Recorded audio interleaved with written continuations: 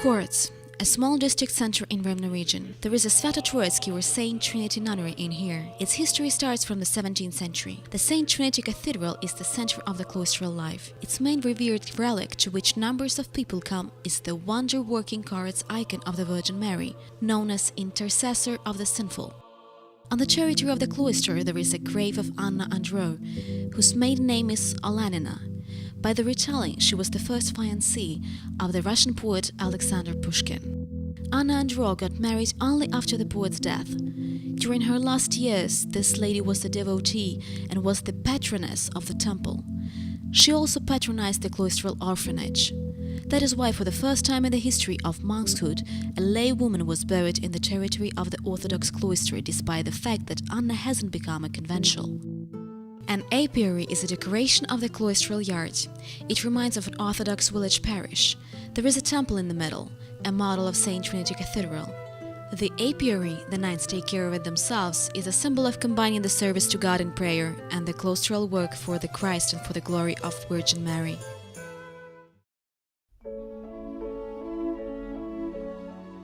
This magnificent piece of Polisa nature, which length is 15 kilometers, suddenly spread out on two banks of the Sluch River in Berezno district. They call it Nadsluchanska Switzerland. It is located on the edge of Ukrainian crystalline shield, which reaches for more than 1,000 kilometers through the whole territory of Ukraine from Polisa to Azov Sea. On the mountain in Maryland village, there used to be an ancient prince's castle. The prince's wife was from Switzerland. There is a legend that the parents who visited their daughter in here had a little walk around the banks of Sluch River. Suddenly they cried out, "Oh, this is adorable Switzerland!" Maybe since then they call this place Nadsluchanska Switzerland.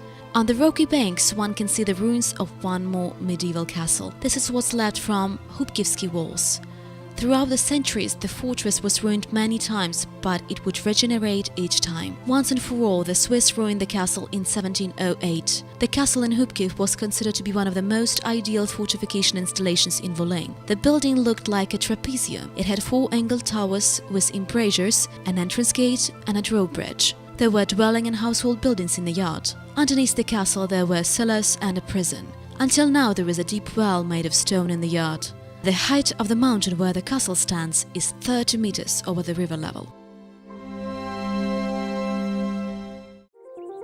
The squares of Paris, Brussels, Berlin, Warsaw and Moscow are flagged with Rivne basalts. The Black Gulch is obtained in Ivano-Dolinsky basalt quarry, which is in Kostopol district of Rivne region. This is the only place in Ukraine where there are surface basalts. The scientists suppose that this is the result of magma congelation caused by the volcano that used to act in here 650 million years ago. Those right octahedrons grow simply from bowels of the Mother Earth and get to the height of the non-storied building. And despite the fact that there are cases in the world where basalt is bedded in pillars, in Ukraine basalt pillars are only here near Basaltova and Berestovets villages.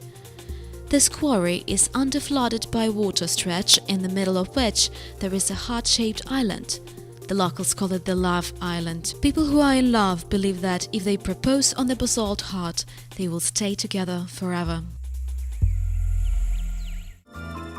Rivne has got the record of its own. During the celebration of the 15th anniversary of independence, around 3,298 people dressed in embroidered shirts gathered on the main square of the region. They came there in order to hold the first in the world embroidered record. No one ever gathered in such a quantity in national costumes. Thus, this event really aspires to the world record. However, now it is included into Ukrainian record book.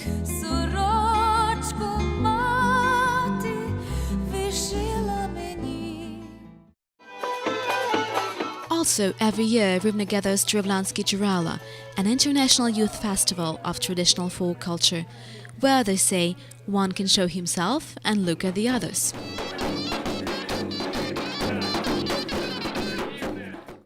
That's how Rivnenchina is. It is wealthy with ideas, and with such people who can make a reality of it. It also includes small mountains and big plains, green forests and impassable swamps, restive rivers and quiet reaches of lakes. However, yet the most important is that people who live in here are sincere, friendly and hospitable. The doors of their dwellings are always opened for travelers. And although they live more than lowly, for the guests they will suggest the best. They are always in a good humor, with a sun both in gladness and sadness. So the inhabitants of Revna Polissa will prove you once more that life is wonderful. Try it!